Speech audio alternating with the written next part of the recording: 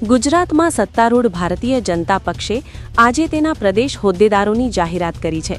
પક્ષે ઉપપ્રમુખ તરીકે જયદ્રથસિંહ પરમાર, રમેશભાઈ ભડુક, ભરત પંડ્યા, રાજેશ ચુડાસમા, નટુજી ઠાકોર, ગીતાબેન રાઠવા, ગૌતમ ગેડિયા, અરવિંદ પટેલ, રસિકભાઈ પ્રજાપતિ અને ઝંખનાબેન પટેલને નિયુક્ત કર્યા છે. પક્ષે અનિરુદ્ધભાઈ દવે, ડોક્ટર પ્રશાંત કોરાટ, અજય બ્રહ્મભટ્ટ અને હિતેન્દ્રસિંહ ચૌહાણને મહામંત્રી બનાવ્યા છે.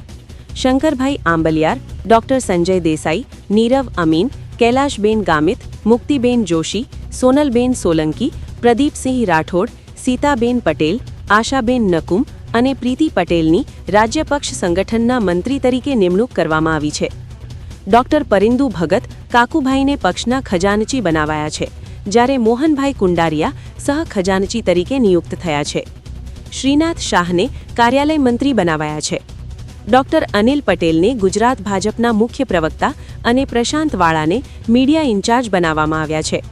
ડોક્ટર હેમાંગ જોશી, કે જે વડોદરા બેઠકના લોકસભા સભ્ય છે, તેમને ભારતીય જનતા યુવા મોરચા ગુજરાત એકમના વડા બનાવવામાં આવ્યા છે.